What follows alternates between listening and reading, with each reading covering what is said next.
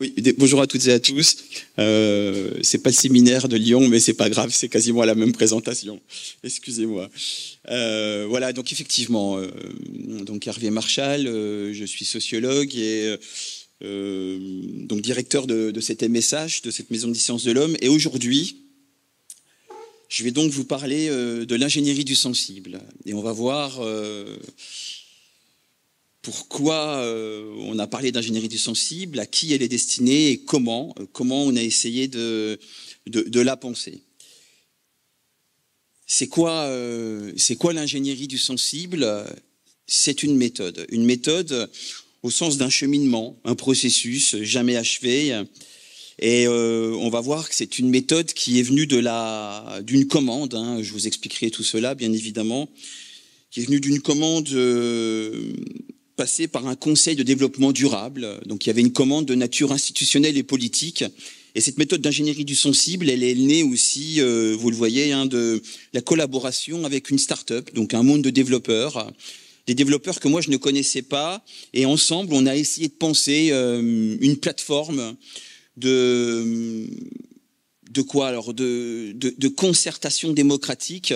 En tout cas, l'objectif affiché est effectivement de participer à comment vous dire à la démocratie participative. Donc cette plateforme s'appelle Carte au débat, comme vous le voyez sur la diapositive, et l'objectif est de recueillir le plus possible, et on verra comment on s'y est pris, des paroles citoyennes. Ici, le mot parole, je ne vais pas développer, mais un véritable concept. Moi, je pense souvent au linguiste Claude Agege. On avait parlé une fois, Julia. La parole, c'est pas la langue et c'est pas le discours. La parole, c'est une mise en forme singulière du monde et c'est bien cela qui nous intéresse. Et ce qui nous intéresse, c'est la diversité des paroles citoyennes.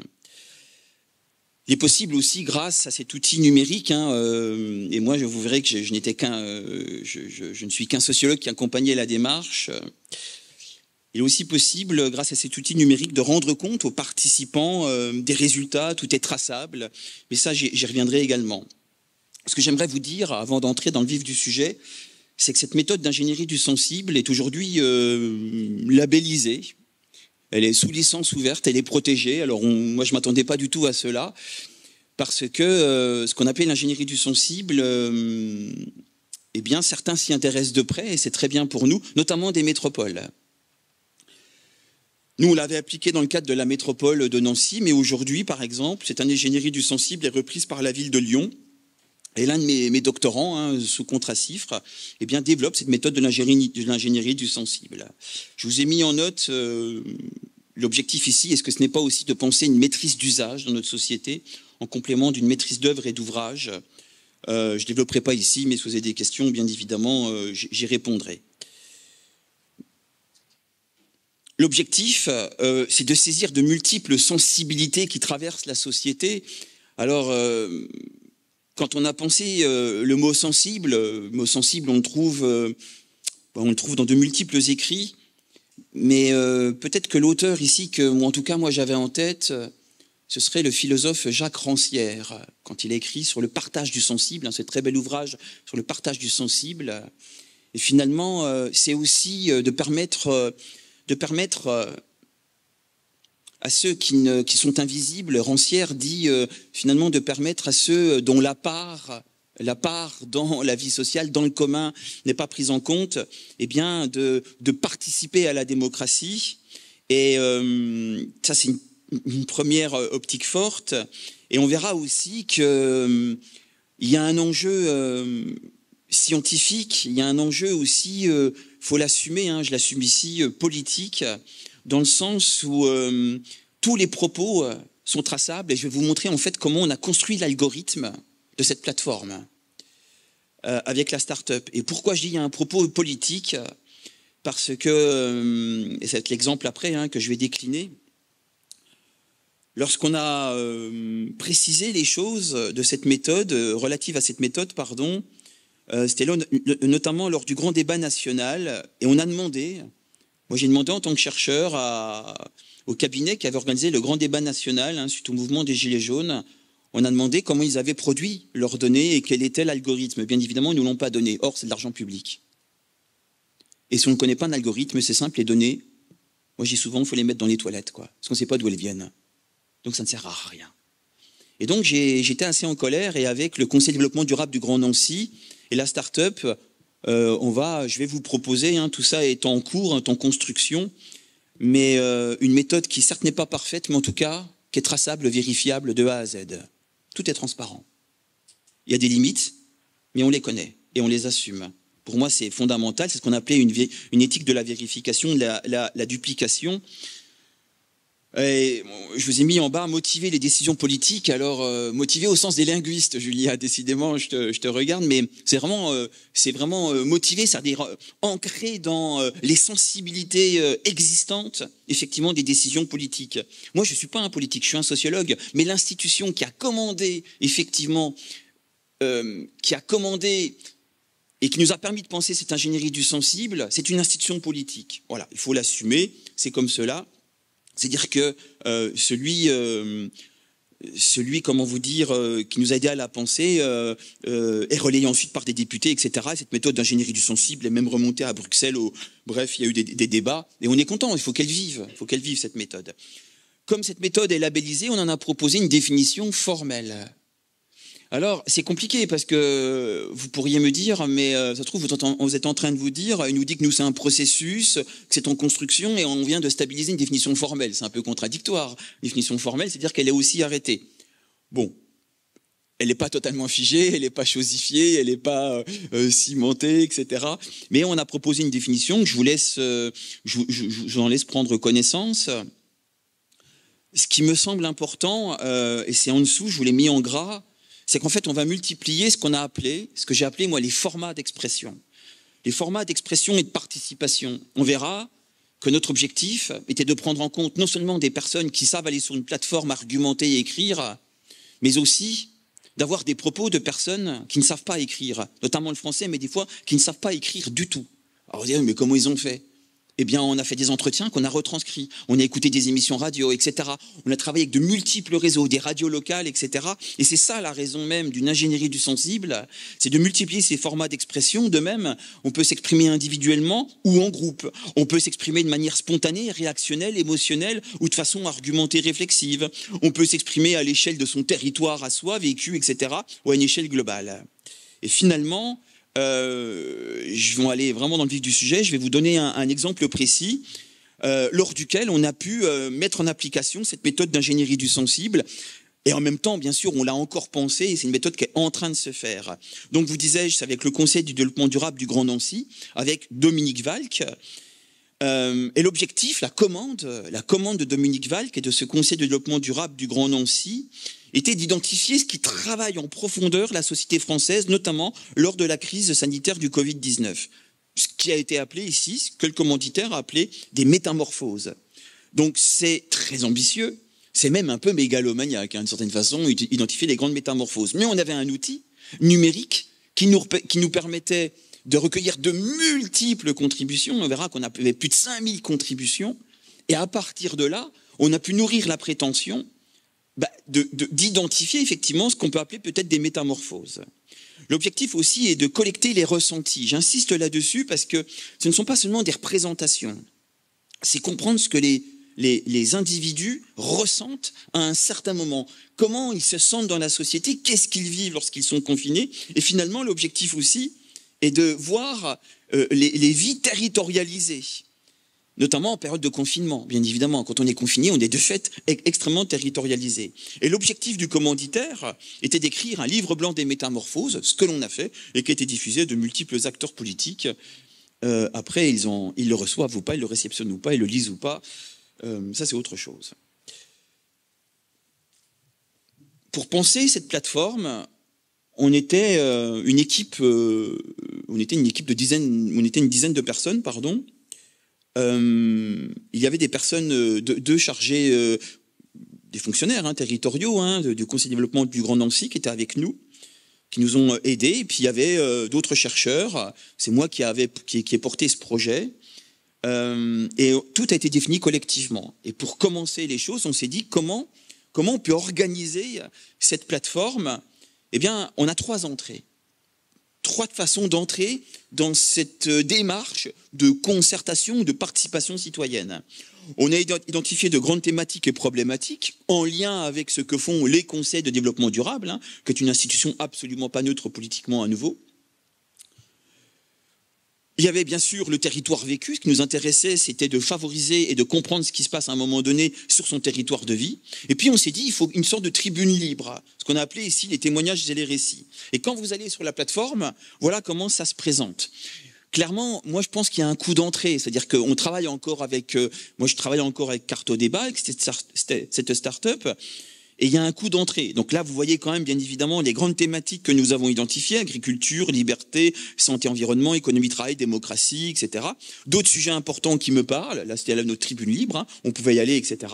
Et puis au centre, lors du Covid-19, comment vivez-vous la période actuelle dans votre territoire? Qu'est-ce qu'on ressent? Qu'est-ce qu'on vit? Est-ce qu'on s'y projette ou pas? Quelles sont les attentes? Quels sont les désirs? Quelles sont les projections, les aspirations, etc. Voilà comment ça se présente. L'objectif, bien évidemment, ici, c'est de faire connaître cela, même si à nouveau, en tout cas, à mon sens, il y a un coup d'entrée il est cognitif, il est aussi sensoriel, au niveau visuel, etc. Moi, il me semble pas toujours évident, mais c'est en chantier. Et aujourd'hui, les choses se sont légèrement améliorées. Mais c'est pour ça que j'avais le séminaire de Lyon en avant-propos au-dessus, en bande, au-dessus, parce qu'on a pensé, il n'y a pas longtemps cela, à Lyon, avec toute une équipe. L'esprit, quel est l'esprit de la démarche? Vous l'avez bien compris, c'est comprendre les métamorphoses, mais c'est peut-être plus précisément, en tout cas c'est comme ça que moi, en tant que responsable scientifique, je l'avais formulé, c'est plus précisément rendre visible ce qu'on peut appeler des sensibilités émergentes et des sensibilités permanentes. Sensibilités émergentes en temps de Covid, essayer de les saisir, de les capter pour comprendre ce qui se passe dans la société à un moment donné. Et puis il y a aussi des sensibilités permanentes qui existent depuis longtemps, qu'on avait déjà captées lors d'autres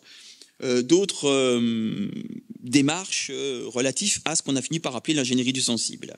Et vous le disais-je, donc moi je suis là en accompagnement sociologique, c'est-à-dire j'interviens uniquement pour accompagner la démarche et garantir finalement quoi? Garantir la rigueur scientifique du projet. Donc la traçabilité, la vérification, etc.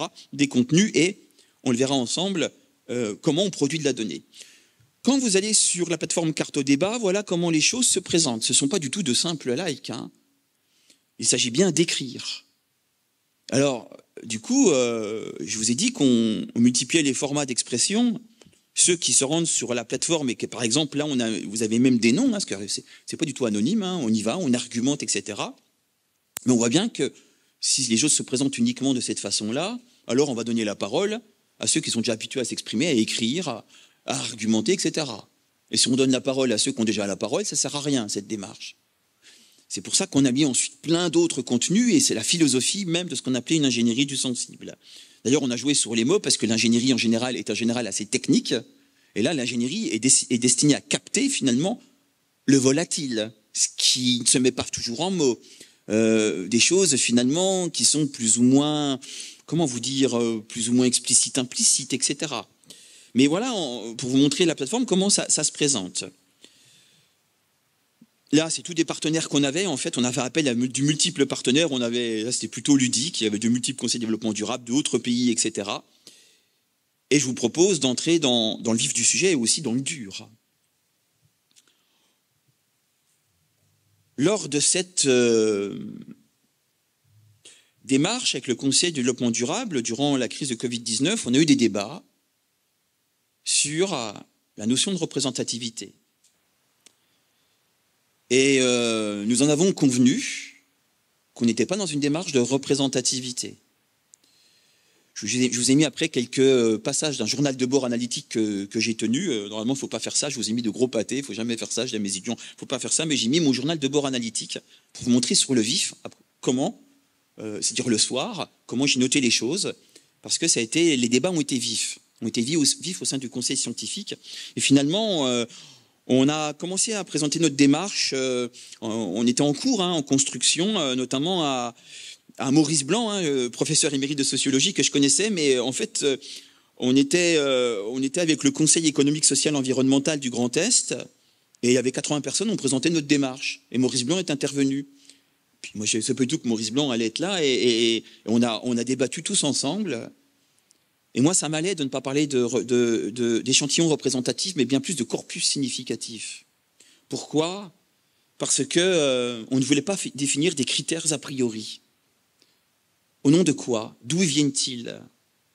Là, on veut travailler notamment sur les ressentis de certains territoires. Mais alors, quelle variable est la plus déterminante ? Les revenus ? Alors, quand on est confiné durant le Covid, est-ce que c'est le revenu qui compte ? Oui, à certains égards, bien sûr. La qualité, etc. C'est quoi ? C'est l'âge ? C'est dans le rural, dans l'urbain ? Qu'est-ce qui fait sens pour les individus ? Et finalement, définir a priori des critères et des variables, c'est avoir la prétention qu'on peut connaître avant même la démarche ce qui fait sens pour les individus. Définir des critères, c'est finalement se dire, moi je sais ce qui fait sens pour les individus avant même de faire la démarche. Et c'était totalement incohérent avec l'esprit même de ce qu'on appelait une ingénierie du sensible. Ce qui est loin d'être simple, hein. On a parlé de visée de représentativité. Alors je vous ai mis quelques extraits du journal de bord analytique, mais il me semble que là je vous confie de manière brute, mais en tout cas la plus sincère possible, ce journal de bord analytique, j'ai simplement corrigé les coquilles, d'ailleurs il en reste quelques-unes, j'ai vu ça hier soir, et on se posait toutes ces questions. Y a-t-il vraiment des publics plus représentatifs que d'autres ? Nous, la question est non. On voulait recueillir un maximum de données. Et j'y reviendrai là-dessus. Et c'est des publics plus représentatifs que d'autres, au nom de quoi ? Selon quels critères, etc. Quelles variables ? Est-ce qu'on n'est pas dans une logique de réduction identitaire, d'ailleurs, à ce propos ? Je continue. L'objectif était bien ici d'éviter le piège du fétichisme de certaines variables. Moi-même, je peux construire des indicateurs, c'est pas un souci. Mais dans l'esprit de cette démarche, c'était ça qu'on voulait éviter. Éviter, par exemple, de faire des tranches d'âge ou du revenu des variables qui semblent se suffire à elles-mêmes. Je continue. Par exemple, le 3e paragraphe, on avait le code postal. On a décidé de savoir quand même où les gens à peu près vivaient. Ce code postal n'est pas pour nous une variable clé, c'était simplement un repère. Mais il ne s'agissait pas de préjuger du fait que l'échelle communale, que le fait d'habiter dans telle ou telle commune était une variable explicative assez suffisante pour comprendre les ressentis qu'on vivait durant le Covid. Je continue, je vais un peu vite ici, je vous laisse lire, je vous ai mis en dessous, vous voyez, mais on ne veut pas poser une définition du bon territoire en amont, de la bonne échelle territoriale. En fait, on ne voulait absolument pas savoir. Maintenant, pour répondre à l'esprit même de cette démarche, à ce que je suis en train de vous dire, notre objectif, effectivement, a été de multiplier les formats d'expression. Et donc, on a fait marcher notre réseau tous azimuts pour intégrer un maximum de contributions de nature très diverse et d'origine très diverse sur la plateforme.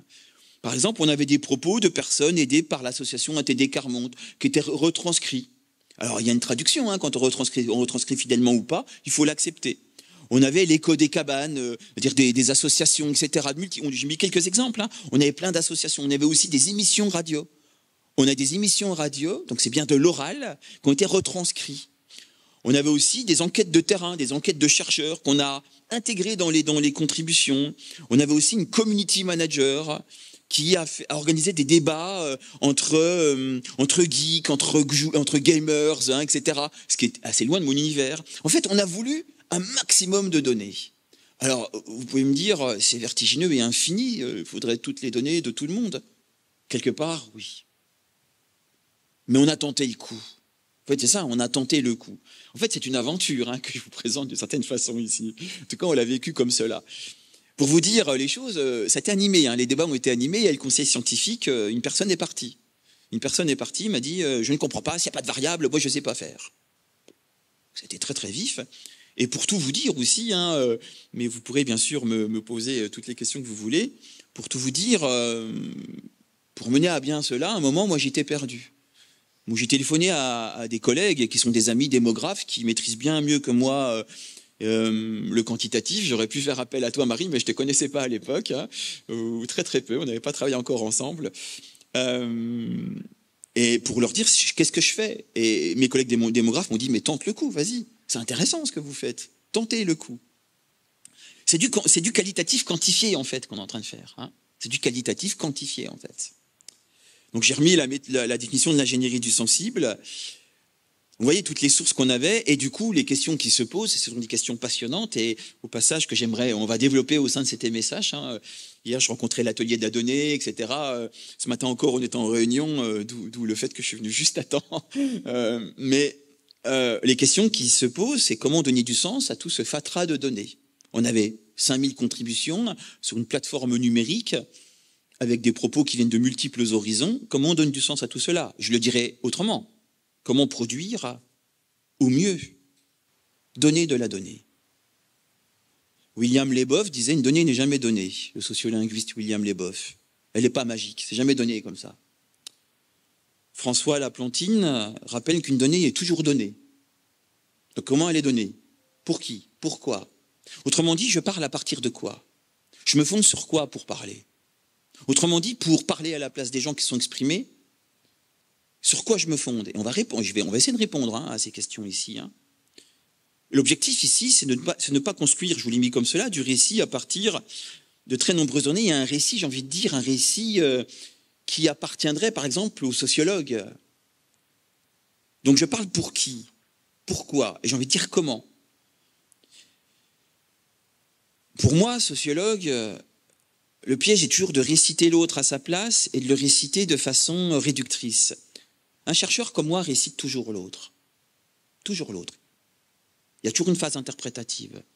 Marie, quand on travaille ensemble avec le département, la Chambre régionale des comptes, on récite. On construit de l'interprétation après. Toute la question de savoir à partir de quoi on construit cette interprétation, comment on la motive. Hein. Voilà les questions que moi je me pose de plus en plus, et ici qui se posaient d'autant plus avec parce que pour rappeler un fatras de données, le mot fatras vient de Bronislaw Malinowski, l'anthropologue. J'ai toujours trouvé remarquable, parce que c'est angoissant d'avoir un fatras de données. Moi qui suis aussi un ethnologue urbain, quand j'ai plein de données qualitatives, un carnet de terrain de 300 pages, mais qu'est-ce qu'on fait avec tout ça? Souvent je me dis, mais t'es qui toi pour faire parler les données de telle ou telle façon? Comment tu vas produire de la donnée? Qu'est-ce que tu rends visible? Et parallèlement, qu'est-ce qu'on rend invisible? Qu'est-ce qu'on tait? Question vertigineuse, hein, même terrifiante, certains diraient. Christophe Lejeune, un collègue, a écrit un manuel d'analyse qualitative, analysé sans compter ni classé, et je trouvais ça intéressant parce qu'il nous dit plusieurs choses. Lui parle d'étiquettes, Carte au débat parle de tag, hein, j'y reviendrai, taguer les contenus, etc.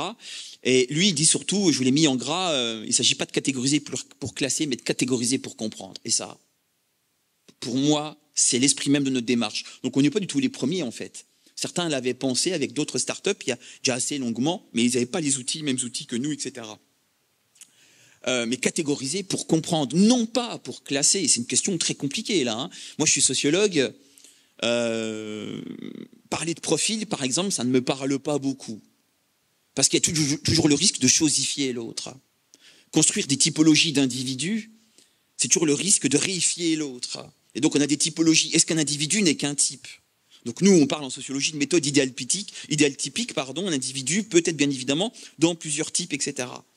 Mais ici, l'objectif, c'était pas de classer, c'était de comprendre ce qu'on vit, comprendre ce qu'on ressent, comprendre comment on se projette, comprendre ce qu'on attend, comprendre ce qu'on désire, pour effectivement identifier ici de grandes métamorphoses. Donc c'était plutôt intéressant ce que Christophe Lejeune nous dit dans son ouvrage.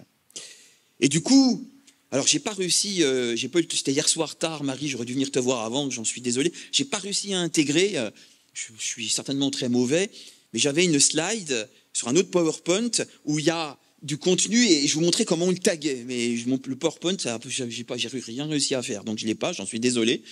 Mais là, on a fait une analyse par annotation. On va annoter toutes les contributions, on va les annoter. Et pour cela, les développeurs disent, on va les qualifier. Hein, il y a tous des jeux de traduction entre nous, hein, comme dirait Bruno Latour. Et donc, on va qualifier les contenus à l'aide de tags ou de mots-clés. Moi, quand on me parlait de qualifier à l'aide de tags, je leur disais, mais vous me dites quoi?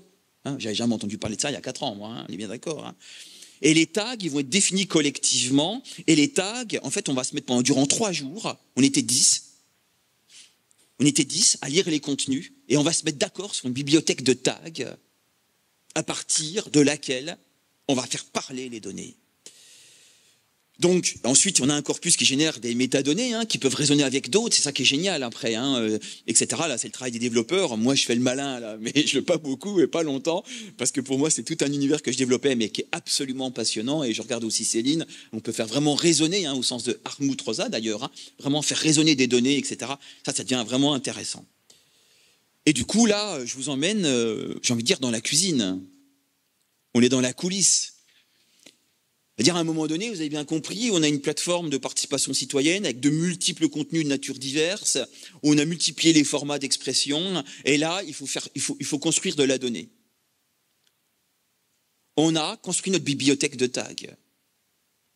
On s'est mis à peu près d'accord. Et quand on avait un autre tag qui nous apparaissait au regard du contenu, parce qu'après on est chacun allé chez nous et puis on lisait le contenu, et moi je l'ai fait mais moins que d'autres parce que c'est un temps fou, donc j'avais d'anciens étudiants, etc. J'ai fait marcher mon réseau et ils m'ont suivi dans cette aventure, d'autant plus qu'au début, je vais le dire de façon très sincère, on avait 0 €. Donc il fallait me suivre. Dominique Valk ensuite, j'ai dit il faut qu'on rémunère Dominique, c'est pas possible. Donc il a trouvé de l'argent, donc moi je suis universitaire, moi j'ai mon salaire qui tombe tous les mois, mais c'était pas le cas de tout le monde dans l'équipe. Donc on a trouvé quand même du financement.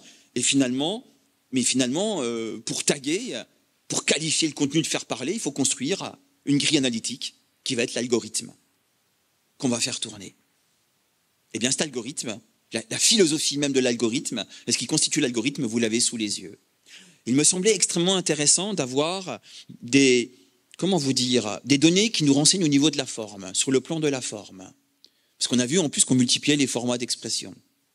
Et on s'est aperçu assez rapidement qu'on avait 4 registres d'expression. Un registre émotionnel extrêmement important. Des réactions, moi je suis pas d'accord, des fois des insultes, ça y allait, et ça c'était génial en fait, c'est exactement ce qu'on voulait. Nous ne voulions pas des propos uniquement argumentés, d'une part, machin, d'autre part, par ailleurs. Non, c'était pas ça. Donc les gens n'étaient pas d'accord et ça y allait. En plus, on avait des propos, vous avez bien compris, qui venaient de discussions orales. Donc on avait de fait de l'émotionnel. Des personnes décrivaient ce qu'elles vivaient. Tout simplement, on avait un registre descriptif. On a aussi de l'imaginaire. Alors l'imaginaire, c'est pas le registre qui domine. On avait fait une première démarche de ce type au niveau de l'Europe, et en fait l'imaginaire, il y avait quasiment rien. Mais là on avait comme de l'imaginaire, ce que j'appellerais moi des aspirations, des projections, des fictions identitaires, etc. On en avait comme suffisamment pour isoler un registre de forme. Et puis bien évidemment, on avait ce qu'on a appelé tous des propos préconisateurs, c'est-à-dire qui renvoient à la morale. Il faut faire ça, moi je suis pas d'accord, tu devrais faire ça. Donc des registres qui ancrent les propos des autres dans le registre du bien, du mal, etc. Et ensuite il y avait le fond. Le fond, je vous rappelle, la commande. C'était essayer d'identifier les grandes métamorphoses de la société. Alors, c'était française, mais pas seulement. On aurait pu, s'étendre. On avait certains pays, vous avez peut-être vu tout à l'heure, on avait des relais au Sénégal, etc. Et donc, c'était vraiment identifier les grandes métamorphoses en période de Covid, c'est-à-dire lors d'une période historique, somme toute très singulière, où les gens sont confinés. De fait, le rapport au temps s'imposait. Et alors moi, dans ma tête, je dis souvent ça à mes étudiants en Master 2, ou à mes doctorants, moi j'appelle ça avec Georges Simmel des couples de tension. S'il y a le temps, il y a l'espace. Et là, ça s'imposait aussi, parce qu'on est confiné. Donc de fait, il y a un rapport au temps, et de fait, il y a un rapport assez singulier, on en conviendra, à l'espace.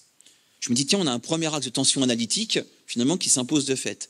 Et pour tout vous dire, je n'avais pas pensé avant de commencer à lire les tags, lorsqu'on s'est réunis durant 3 jours au Conseil de développement durable, qu'on a lu les tags, qu'on a essayé de poser une bibliothèque de tags. On n'avait pas pensé encore ça. C'est après, ces axes analytiques là, ces axes d'analyse sont vraiment fondés sur une première lecture exploratoire, mais quand même assez longue des données. Et ensuite, il faut comprendre le ressenti. Donc c'est le rapport à soi. Qu'est-ce que je ressens? Comment je m'exprime? Et s'il y a un rapport à soi, il y a un rapport aux autres. Alors là, je ne vous l'ai pas mis dans la diapositive, mais ici, j'aurais pu faire un schéma perpendiculaire orthogonal avec soi, les autres, espace-temps. On a 2 axes analytiques ici, 2 axes de tension analytique, l'espace, le temps, soi, les autres. On s'est entendu collectivement sur ces 4 axes analytiques, en fait, qui en constituent finalement 2 et qui s'articulent. C'est fondamental, là. Hein. C'est comme ça qu'on va faire parler les données et pas autrement. Pour moi, hein, tout est là. Vous pouvez me dire, mais pourquoi vous n'avez pas interrogé, j'en sais rien, moi, une fois j'avais trouvé un super exemple où on n'a pas interrogé ça, je ne l'ai plus en tête, mais pourquoi on n'a pas interrogé le rapport à l'argent? Pourquoi on n'a pas interrogé le rapport aux politiques? Alors ça rentrerait dans le rapport aux autres. En fait, le rapport aux autres ici, nous avons été plus loin. C'est le rapport aux autres et au monde. On s'est intéressé aux humains et aux non-humains. Mais c'est ce qu'on va visibiliser. Le commanditaire, lui, est OK. À nouveau, hein, c'est ancré dans une commande, hein, avec un objectif. Je vous ai mis en dessous, alors on est dans notre période Bruno Latour, elle a un message de Dijon en ce moment, hein, à bien des égards. Mais Bruno Latour nous dit, et j'aime beaucoup ce mot-là, chaque donnée est obtenue. Tout à l'heure, je vous disais, chaque donnée est donnée, hein, ce n'est pas de moi tout cela. Eh bien, effectivement, elle est obtenue. Et on va obtenir des données avec ce que vous avez sous les yeux. Et ça, c'est un commun. Hein, ça veut dire que cela, si on ne le connaît pas, à nouveau, on ne sait pas ce qu'on a rendu visible dans notre fatras de données. Alors, et là, je suis désolé, c'est là que je voulais vous mettre une autre slide que je n'ai pas réussi à intégrer aussi. Il y avait une autre slide, je voulais vous présenter notre bibliothèque de tags avec un sommaire dynamique. Hein, tout est traçable. Vous allez à un tag, et en fait, vous voyez le cheminement du tag, vous avez du contenu tagué, vous voyez la bibliothèque de tags, en fait, vous voyez aussi où ça a été contenu, ça a été tagué, comment, etc. Ce que les développeurs appellent un sommaire dynamique. Moi, je ne suis pas un développeur, je n'ai pas réussi à mettre la slide dedans, j'en suis désolé. Donc vraiment, je suis vraiment désolé. Mais c'est pas rien un sommaire dynamique, parce que ça répond à la traçabilité. Et du coup on a proposé un diagramme de Sankey. Alors, je rigole chaque fois parce que je ne savais pas ce qu'était un diagramme de Sankey. Donc, quand on m'a dit « Hervé, il faut faire un diagramme de Sankey », j'aurais dit « Vous me dites quoi ?» Moi, je n'ai jamais fait de diagramme de Sankey dans ma vie. C'est ce que vous avez sous les yeux. Vous avez sur la gauche différents registres. Il y a des registres aussi qui renvoient à la forme et bien évidemment au contenu. Qui renvoient, on a essayé de synthétiser à partir de notre bibliothèque de tags et de ce qui en ressortait. Parce que la machine, elle tourne après. Hein. Vous imaginez 5000 contributions. C'est heureusement qu'il y a une machine après hein, pour prendre le relais. Donc on identifiait ce que vous avez sur la droite. Et après, il y a la fameuse phase, interprétative dont je vous parlais. C'est-à-dire qu'à un moment donné, on en discute, nous, en conseil scientifique. Pour vous dire les choses, on est 5-6. Et puis on se dit... il y a beaucoup de tags, beaucoup de contenu relatif, par exemple. Le plus simple à trouver, en fait, c'était celui qui est grisé, qui est en bas. C'est-à-dire qu'il y a beaucoup de tags qui étaient relatifs à un manque de reconnaissance, à un besoin de justice. Les gilets jaunes n'étaient pas loin, hein, bien évidemment. Et en fait, c'est des colères sourdes, des colères qui sont là, extrêmement présentes. Elles sont sourdes, mais pas toujours, hein, des fois elles sont bruyantes, hein, bien évidemment, hein, ces colères. Hein. C'était le plus simple à trouver. Et puis après, pour vous dire les choses, je m'en rappelle très bien, j'ai passé une nuit courte et je me suis dit, Hervé, il faut que tu mettes des mots. C'était mon boulot, hein, moi j'étais responsable et j'avais en plus de temps que les autres. Et je me dis, il faut que je commence à trouver des mots. Et les mots que je vous ai trouvés, là, ce n'étaient pas les mots du départ. Au début, c'était plus complexe. Et on a fini par en plus trouver des mots qui riment. Donc, tant qu'à faire, il y a un petit principe esthétique. Mais le principal, c'est que ça parle. Et à un moment donné, effectivement, apparaît 4 grandes thématiques qui synthétisent bien, me semble-t-il. Là, c'est l'interprétation hein, du sociologue. Hein. On interprète. Hein. Là, on est dans le fait de parler à la place hein, de l'autre. Hein. Mais on parle à partir des tags d'un contenu qualifié collectivement avec une bibliothèque de tags et tout est traçable. Hein. Et ça, c'est fondamental. Et finalement, je m'aperçois qu'il y a 4 thématiques. Pour tout vous dire, j'étais content qu'il y en ait 4. Parce que trop souvent, il y en a 3. Et moi, je me méfie toujours 3. Hein. Vous savez, le Père, le Saint-Esprit, etc. Il y a toujours 3 trucs. Et je me dis, là, tu en as 4. Pour une fois, tu n'as pas une sorte de triangle. Et je suis très, très sincère. Hein, mais quand je vous dis ça, il y en avait 4. Et finalement, ces 4 thématiques ont été résumées par les mots que vous avez donc sur la droite. Il y a une thématique donc relative à la reconnaissance, dans nos connaissances, vous l'avez bien compris, à la reliance, ce qu'on a appelé un désir de vie sociale. Et vous voyez, hein, ici ensuite, vous avez toutes les correspondances, quand on parle de reliance, par exemple. Hein. Alors ensuite, j'aurais pu vous isoler dans 4 slides pour chaque thématique, effectivement grossir la chose, mais quand on parle de reliance, on parle beaucoup d'inégalités, de confinement, de numérique, de mort, etc. Et ensuite, on a la résilience. Là, on est au niveau territorial. La résilience au niveau territorial avec une envie de changement indexée au territoire. Et on veut créer des coopérations de nouvelles solidarités au sein des territoires. Ce qu'on a appelé, mais là, c'est un peu mes mots, hein, je le reconnais, la résilience. Et enfin, et c'est peut-être la plus grande surprise de cette démarche, c'est qu'en fait, et ça paraît normal finalement en période de Covid, c'est que le Covid finalement a rendu saillante cette question relative au sens. Cette question finalement, c'est quoi bien évidemment le progrès, mais c'est quoi l'avenir, etc. Et qu'est-ce que je fais là, et c'est quoi le sens de la vie, c'est quoi le sens de la mort, c'est quoi le sens d'un virus qui est virus qui se met en vie au contact d'autres virus, etc. Bref, tout cela, et c'est ce qu'on appelait l'existence, recherche de sens. Et finalement, ces 4 grandes thématiques, je crois que vous commencez à bien le comprendre, eh bien, elles correspondent certainement à ce que Dominique Valk a appelé des métamorphoses. Et en fait, là, on fait tourner la machine, et le lendemain, moi, je téléphone à Louis Olagnon, je me dis, dis-moi les résultats, est-ce que ça matche notre truc? Et vous savez, dans les petits carrés, là, rouge, vert, orange et gris, vous avez le nombre de contributions. Et ça match. Chaque fois, on a plus de 1000 contributions. Et je me dis, on touche quelque chose.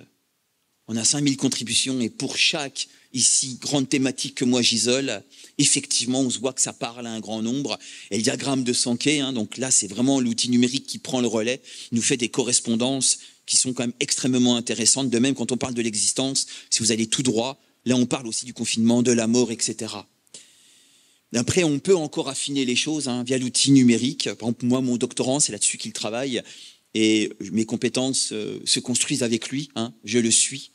Et avec les développeurs. Et là, on a 4 grandes métamorphoses. Donc, je me dis, on commence à répondre à la commande et on commence à comprendre quelque chose de fort, à mon avis, qui se passe dans la société. Marie, combien il me reste de temps pour savoir? Oui, très bien, parfait. Merci, Marie. Là, je passe sur... Voilà, et ce qui me semble important, c'est que finalement... qu'il y ait des inégalités économiques, qu'il y ait des inégalités territoriales, tout ça est connu. Mais peut-être ce sur quoi nous avons mis le doigt, c'est sur ce qu'on a appelé des inégalités existentielles, qui renvoient à des divergences de sens, et surtout à des inégalités relatives au fait d'être dans l'impossibilité de pouvoir donner du sens de la même façon que l'autre, face à une telle crise sanitaire, face à un avenir aussi qui est loin d'être simple, on en conviendra, etc. Et simplement, ce que je voudrais vous dire, voilà, peut-être que la plus grande leçon, pour moi hein, en tout cas, hein, parce que d'autres choses étaient, me semble-t-il, assez bien repérées, c'est peut-être ce résultat-là. Et en fait, la formulation que je vous présente, elle a 6 mois. J'ai mis 2 ans pour trouver cette formulation. Je me suis rappelé d'un article de Danilo Martuccelli, on en parlait avec Céline Alazar, hein, Céline hier, qu'est-ce qui fait que le cerveau, et je me dis, mais ça y est, quand Martuccelli nous parle qu'il y a un processus d'existentialisation du social et de socialisation de l'existentiel, on était en plein dedans. Et je pense que c'est la grande leçon de cette étude, alors moi ce que j'appellerais comme une recherche tâtonnante, certes, exploratoire, certes, mais quand même qui se veut rigoureuse, me semble-t-il. C'est des métamorphoses de nature existentielle. Et oui, il y a bien une existentialisation du social, où finalement on encastre de grands enjeux de société dans ce qu'on vit, dans ses émotions, dans ses aspirations. Donc on va les encastrer et les recouvrir finalement de ma vie, de ce que je vis moi. Et ça me paraît extrêmement intéressant, d'où le registre de l'émotionnel extrêmement présent. Et ça renvoie à Eva Illouz sur les émotions, tous les travaux aujourd'hui qui sont produits sur les émotions. Et puis il y a aussi une socialisation de l'existentiel. Ça veut dire que des problématiques qui me sont très personnelles, j'en fais des problématiques sociales. Je socialise ou je politise l'existentiel, mon existence, qui me semble important pour moi. Et là, on le touche. En fait, c'est tout. C'est dans le diagramme de Sankey, c'était les premières correspondances rouges. On touche, me semble-t-il, totalement à cela. Je passe, bien évidemment, il y a un moment historique, etc., une résilience qui est au niveau territorial, nouvelles aspirations de sens, tout ça, je passe. Et donc, je vous disais, on a produit un livre blanc des métamorphoses, on l'a présenté devant des acteurs politiques, et qui est devenu un commun. C'est aussi l'esprit de cette ingénierie du sensible. Nous, on essaie de saisir de grandes sensibilités. Alors, je dis grandes sensibilités, en tout cas des sensibilités qui travaillent, ce qu'on peut encore appeler, me semble-t-il, une société. Le mot société, c'est un concept pas simple. Mais on a écrit ce livre blanc des métamorphoses, donc on a répondu à la commande, ce qui n'était pas gagné. J'ai eu plein de doutes. Je vous dis franchement, durant cette aventure, j'ai eu d'affreux doutes. Des fois, je me dis, mais pourquoi je me suis engagé là-dedans? C'est complètement, enfin, c'est casse-gueule au possible. Et finalement, avec toute l'équipe, tous ensemble, on a comme produit un livre blanc des métamorphoses. Et avec le recul, je pense, et on l'a présenté à plusieurs colloques, plusieurs séminaires, et finalement, bien nos résultats font sens. Et je pense qu'il y a effectivement, en tout cas, j'ai essayé d'apporter moi une rigueur méthodologique et scientifique pour la collecte des données, le recueil des données et surtout les façons de faire parler ces données. Voilà, merci infiniment de votre attention.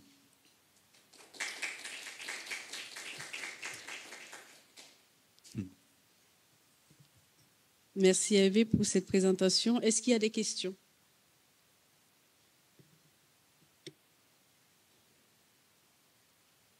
Je vais commencer, peut-être ça va... Pas de souci, bien sûr. Bon. Moi, je ne sais pas combien de questions j'ai, peut-être ça va venir au fur et à mesure, mais je commence par voilà. Ma première question, je dirais comme ça, c'est sur les informations qu'on a des individus, parce que tout à l'heure, tu nous as montré un peu voilà, que ce n'était pas anonyme, on va dire. Donc, je voulais savoir, est-ce que sur si je dis pas bien, tu me corriges, mais est-ce que sur cette plateforme, est-ce que tout le monde a accès à ces informations?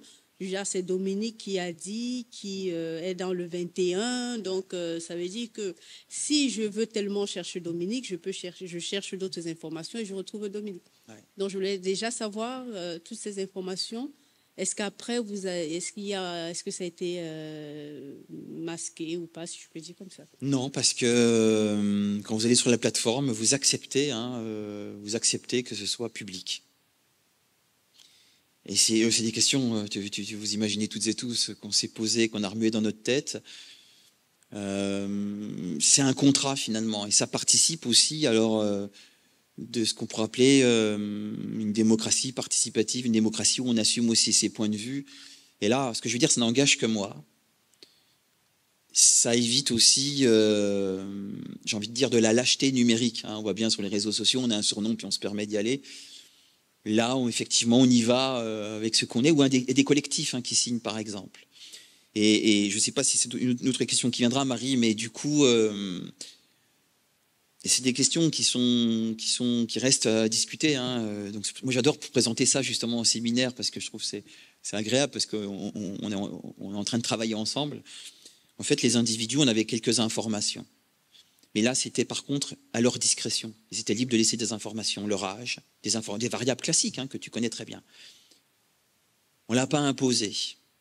Je ne sais pas si on a raison ou pas aujourd'hui. On ne l'a pas imposé.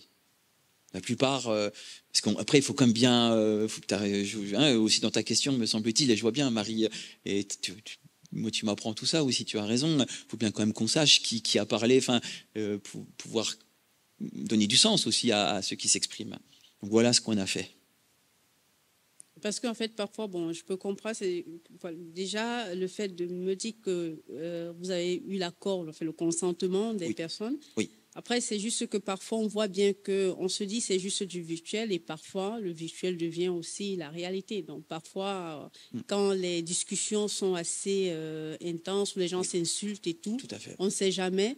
Surtout dans un certain contexte, les gens, voilà, ça peut créer d'autres choses, bien que quelqu'un donne son consentement, c'était un peu déjà, mais du moment où il y a le consentement, mais je pense que sur le long terme, ce serait un peu à voir côté donné.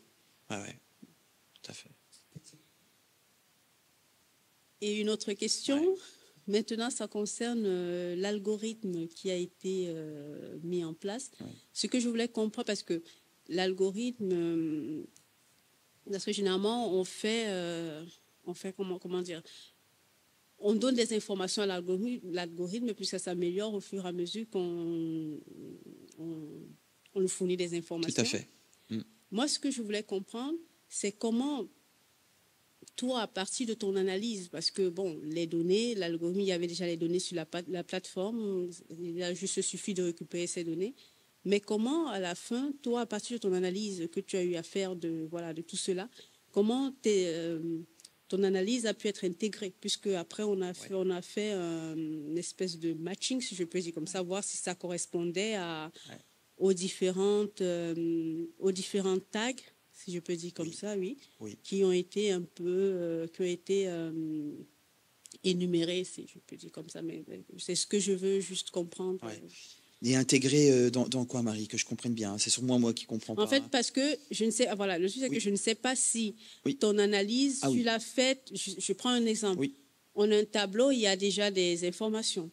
Et que toi, tu as ajouté, je mets comme ça, une colonne où tu as mis ce que tu, parce que je dis parce que je connais pas trop la démarche, et c'était pour comprendre comment passer, si ça a été, c'est toi qui as introduit, ou alors, bref, c'est un peu comprendre comment on est arrivé à faire matcher toutes ces informations.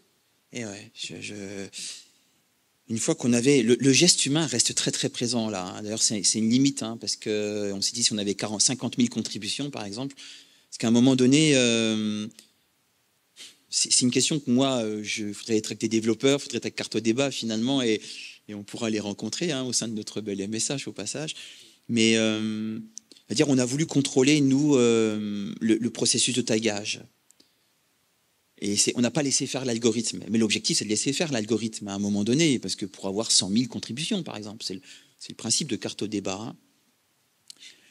Et là, effectivement, pour faire ce diagramme de Sankey, et on est vraiment dans la phase interprétative. Et à un moment donné, nous, on était 5-6, c'est totalement pénétré, je ne sais pas comment vous dire, de tous les contenus, à force de lire, etc. Et là, en fait, ça devient une analyse quasiment thématique, j'ai envie de dire classique, de cette façon. C'est-à-dire, quel sens on donne à toutes ces données qui sont taguées? Elle est tag, déjà, avec la Green Analytic en amont, qu'on a construite après un premier processus de tagage exploratoire, comment on construit cette grille analytique, ensuite comment on fait parler du coup ce contenu, mais il faut monter en généralité. Ici, c'était identifier des métamorphoses, monter en généralité. Et là, c'est le geste des chercheurs, et à commencer par le mien, par mon geste à moi, qui renvoie aux derniers écrits, et on fait le lien, et on se dit, mais là, en fait, on voyait bien qu'on avait... Par exemple, c'était clair, à nouveau, le besoin de reconnaissance, besoin de justice, enfin, c'était très, très clair, quoi. Mais les autres, c'est vraiment une interprétation, et en fait, lorsque ça a matché avec le nombre de contributions, ça n'avait pas matché, on s'est dit, moi, je me serais dit, on se plante, quoi, ça va pas. Et là, c'est vraiment la phase exploratoire, et alors, ce qui est un arbitraire du chercheur, c'est aussi la question, hein. Il y a un arbitraire du chercheur dans le sens où le chercheur, il ne sort pas de lui-même. Et il vient avec ses propres lectures, sa propre bibliothèque, sa propre vie de chercheur. Voilà, mais là on était plusieurs, et c'était tout le temps discuté. Voilà comment on a fait, Marie. En fait, c'est étonnant parce qu'on a une start-up, on a un algorithme qu'on construit, puis finalement ça reste très artisanal, au final. Non, mais je rejoins aussi le fait que même si on a des algorithmes, la connaissance aussi d'un certain sujet, l'expérience du chercheur, c'est très important parce que moi, je dis ça parce que j'ai eu à construire les indicateurs et il a fallu que je puisse avoir une connaissance, un recul de mathématiques parce que c'est bien beau, on voit bien de beaux graphiques, tout ce que ça peut donner, mais parfois, le chercheur, il doit décider dans un certain sens, bien sûr, qu'est-ce qui correspond à quoi, même si l'algorithme, parce que l'algorithme donne, voilà, il y a un certain jeu de données, mais derrière aussi, notre connaissance, notre recul en tant que chercheur, voilà, c'est important pour, on va dire, organiser ou arranger un peu. Exactement. après, on précise toujours, puisque quand on fait une Voilà. démarche, on précise voilà ce qui a été oui. fait, donc il n'y a rien de caché. Ah ouais. Mais je trouve que voilà. Ah ouais. Mais c'était aussi pour comprendre voilà Bah comment oui. ça a été lié entre Ah ouais. la démarche. Les algorithmes, il y a toujours aucun algorithme n'est neutre, hein, bien évidemment. On le sait toutes et tous ici. Tout un algorithme a une philosophie. Et Dominique Cardon nous rappelle aussi qu'il rêve, hein, les algorithmes. Alors, ils rêvent à quoi? À faire du fric, à installer une dictature, à quoi? Nous, ils rêvent à quoi? À plus de démocratie. Faut l'assumer, hein.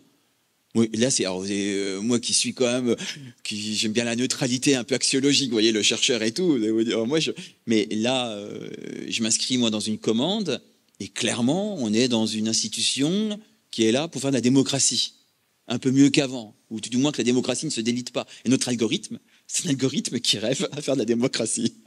Je rigole, mais il faut l'assumer hein, en tant que tel. Hein. Et du coup, là, on est transparent, puis on dit voilà, il rêve à faire ça. Il rêve pas par exemple, à dire, pour le coup, de façon très orientée, à dire, comment vous dire, à privilégier certaines données pour vendre un produit. On n'est pas dans un sondage hein, fait par un cabinet de... Voilà, on n'est pas dans... Et ça, c'est important aussi. Hein, voilà. Est-ce qu'il y a d'autres questions? Oui, je vous en prie. Bonjour, merci pour cette présentation. Je travaille sur l'évaluation, donc du coup, moi ce qui m'intéresse, c'est donc il y a une commande, donc forcément pour moi il doit y avoir une évaluation à la suite de la commande du politique ou du commanditaire. Ouais. Et je me demande comment on fait pour évaluer un travail d'une telle envergure. Oui. Ah, quelle bonne question que vous posez. L'évaluation, comme c'est une aventure à nouveau. Hein, et ben, l'évaluation, elle se fait, par exemple, ici. Elle s'est faite lors des colloques, lors desquels, en fait, Dominique Valk, Louis Olagnon de Carte au débat et moi-même, nous avons communiqué ensemble à plusieurs colloques.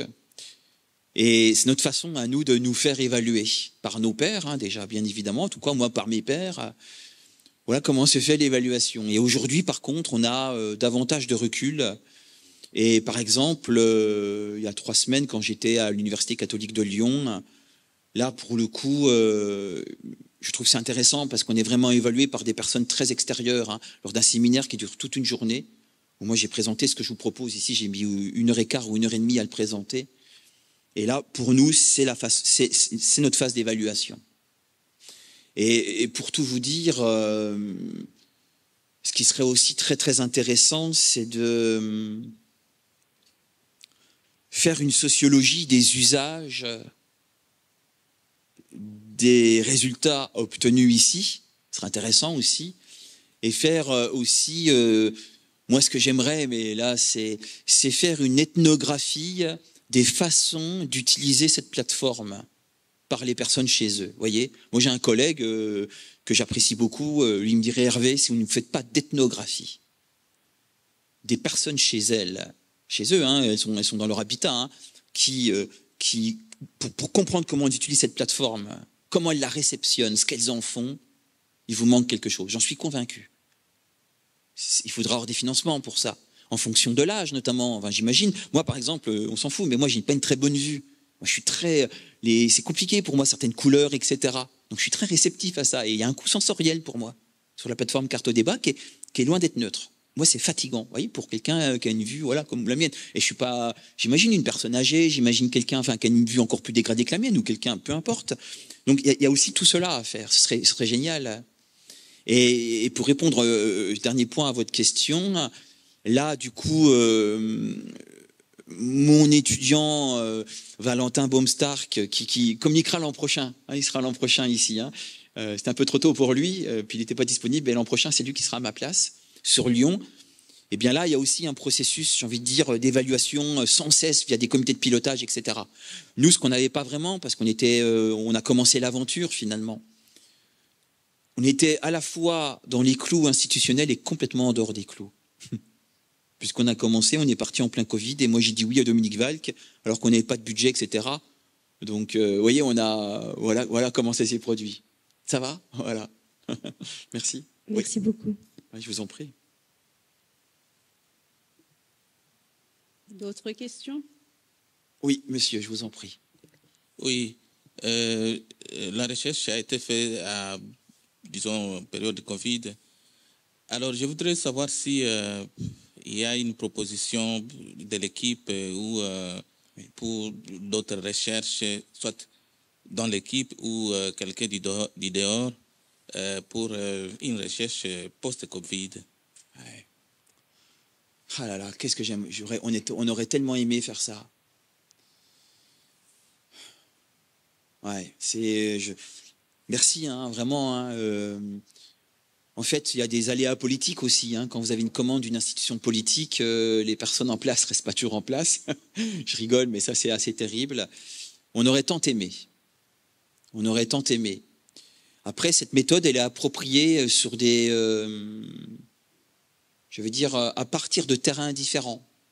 Par exemple, mon étudiant, Valentin Baumstar, qui utilise cette méthode d'ingénierie du sensible pour comprendre, avec un certain nombre d'acteurs et pas mal de données, hein, beaucoup de données, pour comprendre les sensibilités et les grandeurs morales, les grands registres de morale des acteurs de l'éducation populaire vis-à-vis de l'écologie. Enfin, qu'est-ce qu'ils pensent de l'écologie, comment ils se positionnent, quelle valeur morale ils mettent en avant. Donc voilà, sur comment on peut utiliser cette plateforme, mais on n'a pas fait de recherche post-Covid. En fait, c'est faute de budget et faute de soutien, je crois qu'on peut le dire. Ok, merci. Je vous en prie. Oui, juste par rapport à ce qu'il a dit, est-ce qu'il n'y avait pas la possibilité de proposer aux commanditaires peut-être une suite ou une idée ou une thématique? Peut-être ce serait bien de voir est-ce qu'il y a des choses qui ont changé par rapport à la période actuelle, par exemple. Oui. Parfois, bon, après tout dépend, on sait bien que ce sont souvent des objectifs politiques, mais on ne sait jamais.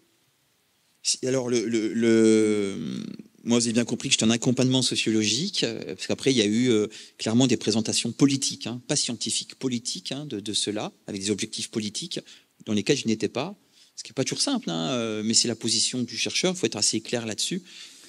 Et là, pour tout vous dire, donc des députés étaient très très interpellés par ce qu'on avait fait, devaient nous suivre. Puis après, il y a des aléas. Et là, il y a un député qui se trouve que moi je connais scientifiquement, hein, pas du tout politiquement, que je connais scientifiquement pour le coup, qui veut continuer lui. Il est très très intéressé par ce qu'on fait et il veut continuer avec nous et je le sais depuis un mois. Voilà. Mais il y a d'autres instances, hein, à commencer par des métropoles qui s'intéressent de très très près à cette méthode. Voilà. Oui, Stéphane, pardon. Dans votre étude, vous avez aussi utilisé une analyse par annotation. J'aimerais savoir comment est-ce que vous avez procédé pour cette analyse. Juste une explication en fait. Oui. Donc, à un moment, on sait qu'on a 4800 ou 5000 contributions sur la plateforme. Contributions qui sont de nature diverse, hein, à nouveau. Hein. On peut avoir des propos oraux, retranscrits. Donc, clairement, le commanditaire a trouvé du budget hein, pour payer des gens pour retranscrire des propos oraux. Hein. Et là, à partir de là, à nouveau, on va collectivement se réunir, lire ces contenus et commencer à définir des étiquettes, des tags ou des mots-clés. Hein, ça veut dire exactement la même chose. Et là, c'est là que tout se joue d'une certaine façon. Hein, et ces mots-clés, ces tags, ces étiquettes, donc on va étiqueter, qualifier, faire parler le contenu d'une certaine façon, il faut les assumer. C'est pour ça que je suis un peu désolé de ne pas vous avoir proposé de multiples tags qu'on a mis sur du contenu. Mais tout est transparent, hein, sur Carte Débat, vous y allez, tout est transparent, hein, vraiment tous les tags sont présentés. Et ensuite, à nouveau, hein, on a fixé une bibliothèque de tags. On l'a fixé pour fixer, comme on fixe une grille d'entretien en fait, hein, comme on fixe des questions que beaucoup ici connaissent bien. Et on est parti chacun de notre côté avec cette bibliothèque de tags pour lire ensuite le contenu, parce qu'on ne pouvait pas rester 15 jours, un mois ensemble dans la même pièce, enfin, ça n'avait pas de sens. Et on a continué à la faire évoluer sur certains points. Hein. Il y a eu quelques visios entre nous et il y avait quelques tags qui se sont imposés après. Hein. Et une fois qu'on a cela, mais vous voyez qu'une fois qu'on a commencé à stabiliser la bibliothèque de tags, cette bibliothèque de tags s'est pensée aussi par rapport à la grille analytique, l'espace, le temps, les rapports à soi, rapports aux autres. C'est-à-dire qu'on a pensé les tags comment vous dire, les tags sont apparus aux premières lectures, et après on a pensé la grille analytique. Nous, ce qui nous intéressait, c'est des tags par rapport au temps, des tags par rapport à la spatialité, au territoire, des tags par rapport à soi, à ce que je vis, à ce que je ressens, etc. Et tout le sens que je donne à plein de problématiques, auxquelles, c'est celle des personnes, hein. L'alimentation, l'agriculture, la vie politique communale, et tout ce qui est ressorti des contributions, en fait. Hein. Et puis on avait bien évidemment des tags relatifs aux autres et au monde, en fait. Ça va, Stéphane ? Et tout cela se pense, c'est un va-et-vient entre un décalage par rapport au contenu. Il faut prendre un peu de distance par rapport au contenu pour comprendre comment on veut donner du sens et comment on va répondre à la commande. Puis en même temps, chaque fois, c'est le contenu qui informe cela. C'est le contenu qui finalement qui motive la construction de cette bibliothèque de tags et de cette grille analytique. D'accord, merci. Cependant, vous avez utilisé un outil particulier pour cette analyse? L'outil particulier, c'est, pour moi en tout cas, je te répondrai comme ça, Stéphane, c'est l'outil Cartodébat, ces tags qu'on définit collectivement avec ces axes analytiques. C'est ça pour moi l'outil ici. Et Cartodébat, c'est une certaine façon de déposer du contenu, d'interagir. La plateforme, il y a des effets de plateforme, hein. On invite les personnes à s'exprimer d'une certaine façon, etc. Et moi, mon rôle de sociologue, par exemple, c'est de comprendre les effets de la plateforme, ce qu'on pourrait appeler plus globalement des effets d'enquête, en fait. Ça va ? Et il y en a, forcément. Et on a essayé de gommer l'effet le plus, j'ai envie de dire, le plus évident sur une plateforme, c'est celui de ne pas avoir uniquement des écrits de gens qui savent écrire, quoi, qui sont habitués à écrire. En gros, des gens qui nous ressemblent ce matin, quoi. Parce qu'alors là, moi je me suis dit, si on fait ça, moi je participe pas, quoi. J'ai pas envie. C'était vraiment le commanditaire, c'était le sensible, hein, au sens de capter de multiples sensibilités. C'est faire une sorte de paysage, hein, des sensibilités contemporaines de notre société, quand même. Et les tags devaient, et l'outil, hein, qui est la plateforme de Cartodébat, l'outil qui recueille toutes ces données, eh bien, étaient tagués, et les tags avaient pour ambition ici de rendre saillantes ces sensibilités.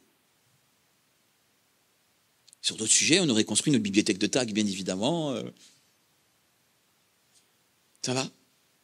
Ça va. Ouais. Aussi, dans votre définition du sensible, vous avez dit le sensible, c'est donner la parole au plus grand nombre, notamment à celles ou ceux qui sont privés de moyens d'expression. Quand vous parlez de ceux qui sont privés de moyens d'expression, vous faites allusion à qui ? Oui, eh ben, on pense à des personnes... on pense à des personnes qui vivent à la rue, on pense à des personnes qui, par exemple, aussi sont propriétaires de leur maison, mais dans du périurbain éloigné et qui sont pauvres. C'est-à-dire qu'ils n'apparaissent pas dans les statistiques, hein, ils ne sont pas dans le logement social. Propriétaires qui sont pauvres. Vous pensez ça, hein ? Moi, je suis sociologue urbain interpelle, hein, et qui passent sous les radars, hein, ils sont propriétaires. Donc c'est avoir tous des publics. Je pense aussi à des femmes qui vivent dans des quartiers prioritaires de la politique de la ville, qui sont exprimées lors d'émissions radio. C'était totalement anonymisé, là, on n'avait pas leur nom, prénom, hein, pour le coup. Il y avait un consentement de ces émissions, hein, mais là, c'était anonymisé, pour le coup, et c'était fondamental pour nous. Hein. Et là, ce sont des gens... quelle est leur place dans la société? Qui les écoute? Qui les écoute? Ce sont des personnes qui, et j'assume totalement mes propos, qui sont trop souvent récitées par plein d'autres personnes. Elles sont racontées. On raconte les gens à leur place. Et là, en fait, l'objectif, c'est pas de raconter seulement les gens à leur place, c'est surtout de se laisser faire par elles. J'espère que ces grandes métamorphoses, elles viennent avant tout, non pas de ce que le commanditaire a en tête ou des présupposés anthropologiques du sociologue, mais que ça vient du contenu. Du contenu. C'est indexé à un contenu. Nos grandes métamorphoses-là, elles viennent directement du contenu et du travail de tagage du contenu. C'est fondamental pour nous. Hein. Moi, mon boulot après, c'est de mettre des mots, d'opérer une phase d'interprétation, de monter en généralité pour rendre visible cela, pour le rendre audible. Ça va, Stéphane? C'est l'objectif de tout chercheur, hein. Mais comment on fait, quoi? Ouais. Ça va. Aussi, dans votre collecte de données, est-ce que vous avez ciblé particulièrement les quartiers sensibles ou Pas seulement.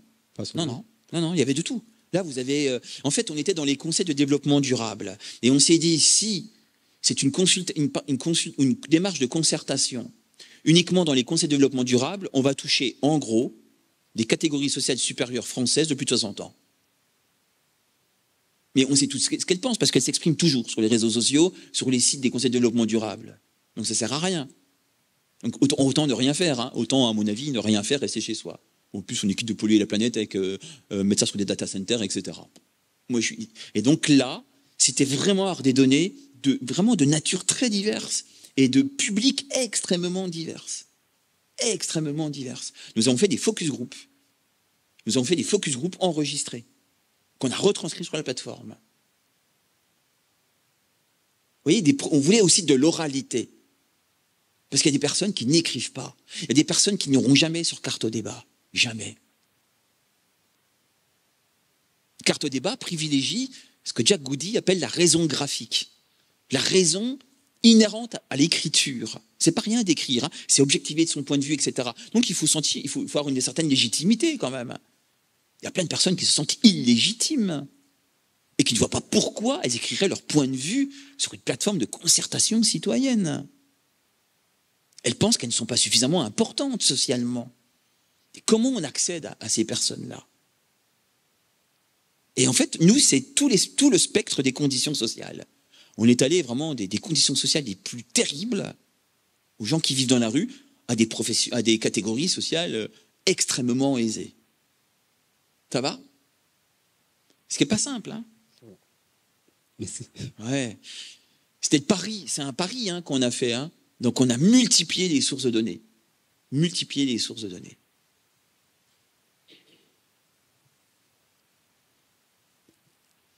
Est-ce qu'il y a d'autres questions? Donc, s'il n'y a plus de questions, je te dirais merci, Hervé, pour cette belle présentation et voilà, et pour la disponibilité aussi. Merci, c'est très agréable, on a le temps, etc. Très bonne journée à toutes et à tous.